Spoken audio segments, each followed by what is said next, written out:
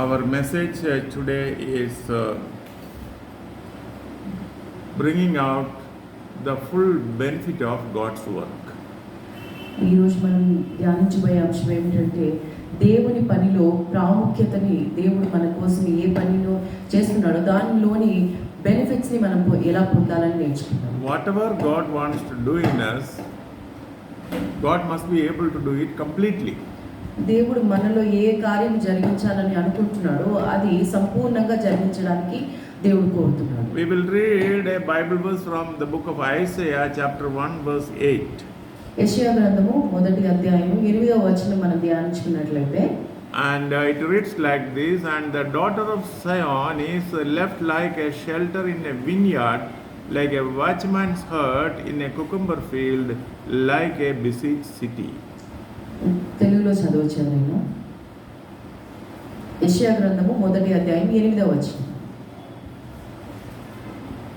Bible is there. We are trying to learn a lesson from the shelter in the vineyard. Shelter in the vineyard. We are trying ద్రాక్ష to తోటలో మనము ఒక గుడిసెని పోలినట్టుగా మనము ఈ వాక్యాంశాన్ని బట్టి మనం చూసుకోవచ్చు. Somebody may think, what can we learn from a hut in the vineyard?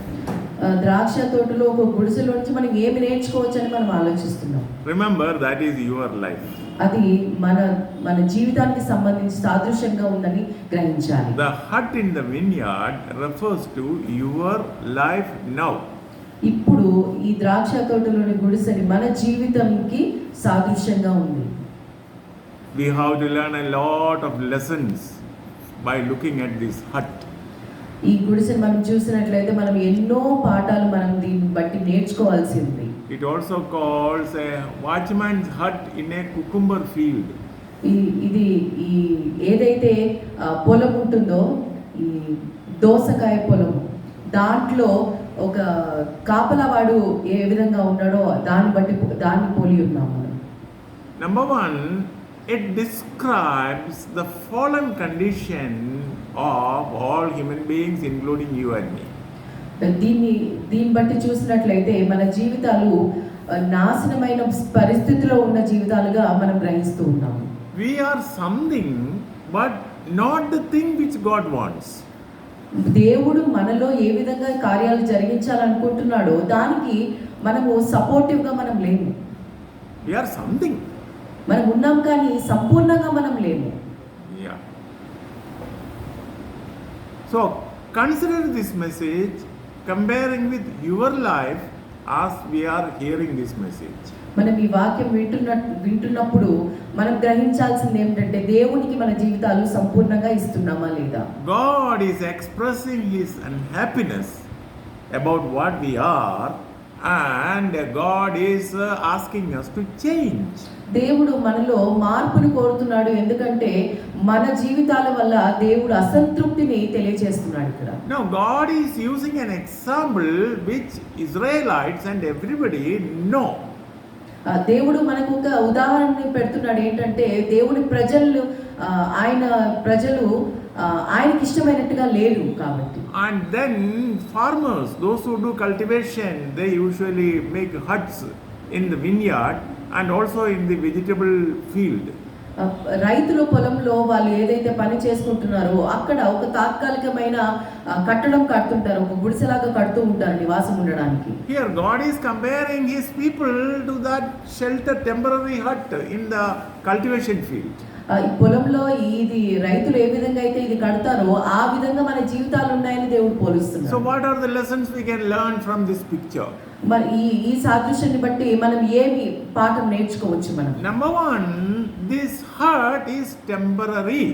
మొదటిగా మనం గ్రహించాల్సింది ఏంటంటే ఈ గుడిసె ఏదైతే ఉందో అది తాత్కాలికమని గ్రహించాలి. Nobody will build a concrete building in the cucumber field as a hut. ఎక్కడైతే మనం పని చేస్తున్నామో, ఏదైతే దోసకాయ తోట ఏదైతే తోట ఉందో అక్కడ మనము స్థిరమైన గృహం అనేది నిర్మించము. ఒక కాంక్రీట్ ఇల్లు కట్టలేదు. They will not make a concrete house in the cucumber tree. ఈ మనము ఇల్లు కట్టడానికి ఏదైతే వాడతామో అది వాడి మనము నివాసం అనేది మనము కట్టము. showing that the owner did not expect it to be eternal or permanent. ఇది స్థిరంగా ఉండడానికి వద్దు కాబట్టి ఆ పొలంలో స్థిరమైన నివాసం కట్టలేదు. But in the case of you and me, God has an eternal plan. కానీ నీ గురించి నా గురించి దేవుని యొక్క ప్లాన్ ఏదైతే ఉందో అది నిరంతరమైనదిగా మనం చూస్తున్నాము. Praise the Lord. Praise the Lord. God is not doing work for a short time in you and me, but God is preparing you to live with Him eternally. దేవుడు తాత్కాలికంగా కాస్త సమయానికి దేవుడు మనల్ని వాడుకోవడం లేదు కాబట్టి దేవుడు మనల్ని సృష్టించినందుకు దేవుడు ఆయన నిరంతరమైన జీవితాన్ని ఆయనతో ఉండాలని దేవుడు పనిచేస్తున్నాడు. Amen. Amen. Will you praise God for God's plan about you? దేవుడు మన జీవితంలో ఏ ప్రణాళికను కలిగి ఉన్నారో దాని కొరకు మనం ప్రార్థన చేస్తున్నామా? God has planned about us before the foundation of the world.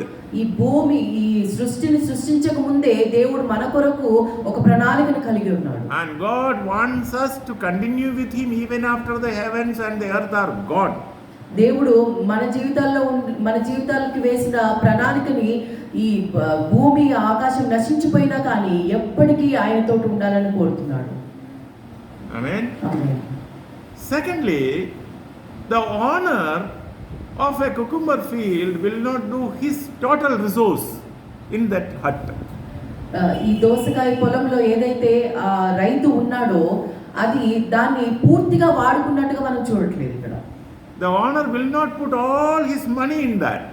ఆయనకున్న సమస్తం ఏదైతే సంపాదన ఉందో దాని మీద వెచ్చించడు. But God has invested His best in every one of us. కానీ దేవుడు మాత్రం మనలో ఏదైతే నాణ్యమైనదో దాన్ని మన మీద ఆయన వేసి ఉన్నాడు. God's best was His own Son, sending Him to die for us. అన్నిటికంటే ప్రాముఖ్యమైనది ఏంటంటే ఆయన కుమారుని లోకానికి పంపించడమే ఆయన మనకి చేసిన best. Praise the Lord. Praise the Lord. God who sent His Son for us will also give every other good thing for us. దేవుడు మన కొరకు ఆయన కుమారుడే ఇచ్చినాక మనకి ఇంకింతకంటే మనకి దేవుడు మనం ఏమి చేయలేడు. Praise the Lord. So God doesn't want our life to be like hut in the cucumber field. దేవుడు అంటున్నాడు ఈ దోసకాయ పొలంలో ఏదైతే గుడిసెలాగా ఉందో అలా దేవుడు ఉండడానికి కోరుకోవడం లేదు. That is a lost condition. అది పతనమైనట్టుగా మనం చూస్తున్నాం. But it appears to have something. కానీ అది కొంతకాలానికి మనకి ఉపయోగకరంగా ఉంటుంది. It is almost near death. కానీ అది మన మరణానికి దగ్గరగా ఉన్నట్టుగా మనం చూస్తున్నాం. So there is death and there is a death which appear to be alive. మనకి ఈ మరణం అనేది దరిదాపుల్లో ఉన్నట్టుగా మనం చూస్తున్నాం. But even though death, something like almost living we can feel. కానీ మనం ఎలా ఉన్నామంటే మరణానికి జీవానికి మధ్యలో ఊగిసలాడుతున్నట్టుగా ఉన్నాం. Actually it is dead. కానీ అది నిజానికి మనం మరణమైపోయినట్టుగా ఉంది. In the New Testament we can see Jesus healing dead people.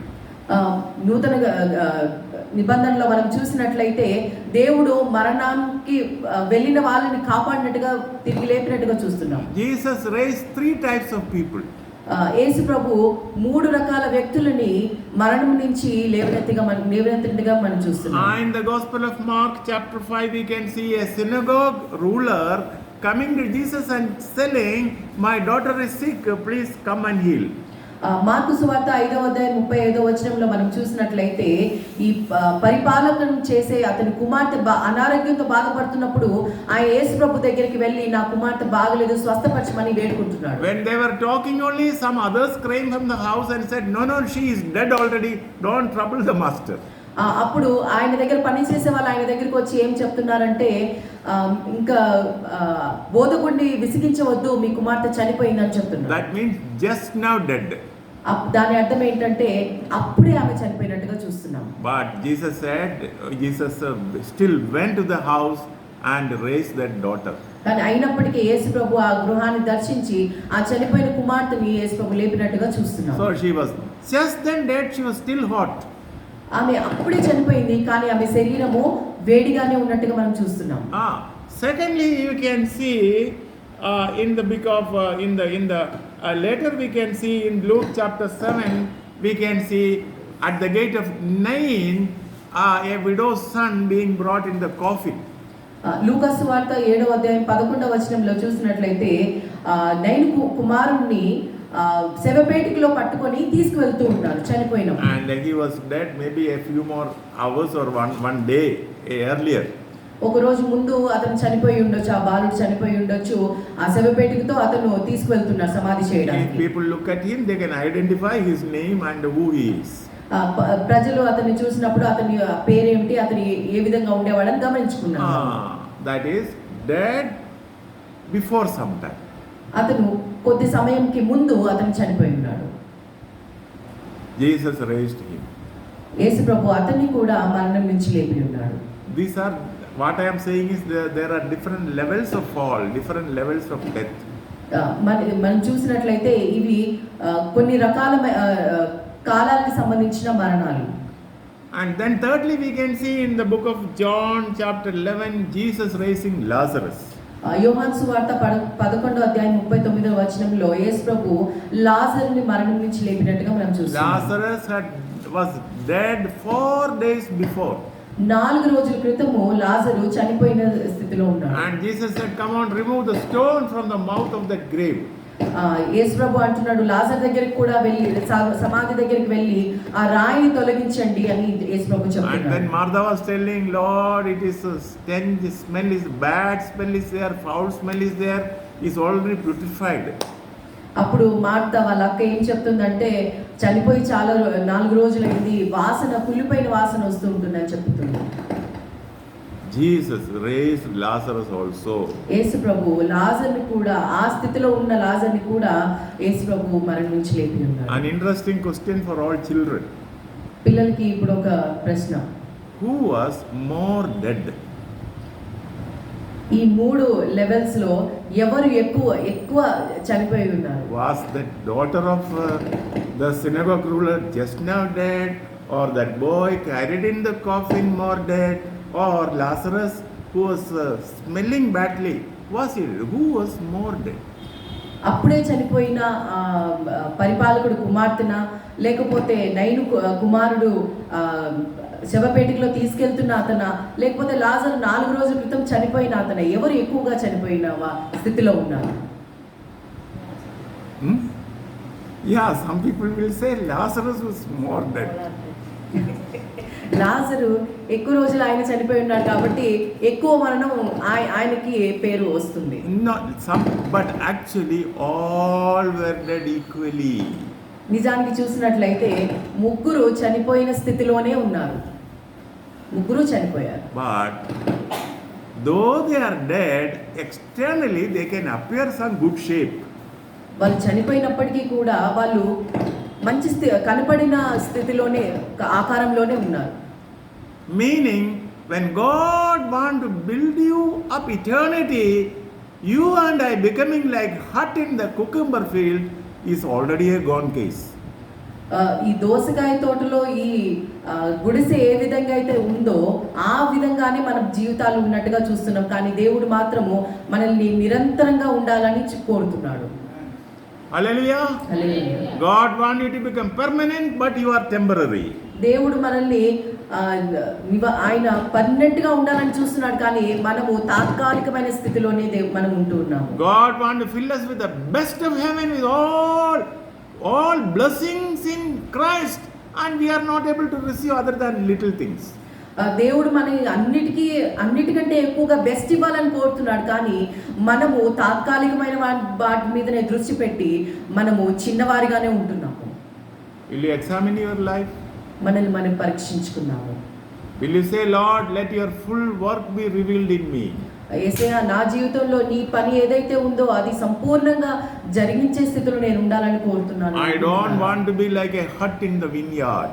నేను ఒక ద్రాక్ష తోటలో కానీ ఒక దోసకాయ తోటలో కానీ గుడిసెలాగా ఉండాలని నేను అనుకోవడం లేదు. I don't want to temporarily appear as a believer. నేను తాత్కాలికంగా ఒక విశ్వాసిలాగా నేను కనపడాలని కోరుకోవట్లేదు. build me up for your eternity to live with you. నీ నివాస స్థలంలో నేను నిరంతరం ఉండేటట్టుగా నన్ను బిల్డ్ చేయని దేవుణ్ణి అడగాలి. I want to be built up by the Holy Spirit. ఆ, I want to be built up by the Holy Spirit. దేవుని హోలీ స్పిరిట్ లో నేను బిల్డప్ అవ్వాలని కోరుతున్నాను. Now, one more thing, the hut in the cucumber field is not the main purpose. ఈ ద్రాక్ష తోటలో ఈ గుడిసె అనేది అది మెయిన్ పర్పస్ కాదు. It is only a subsidiary, secondary purpose. అది తాత్కాలికమైన కొంత వరకు పరిగణలో ఉండేదానికి తీసుకుంటాం. But your life is God's main purpose in dealing with you. కానీ మన జీవితము దేవుని దృష్టిలో ఎంతో ప్రాముఖ్యతను కలిగి ఉంది. Will you submit yourself and pray? Praise the Lord.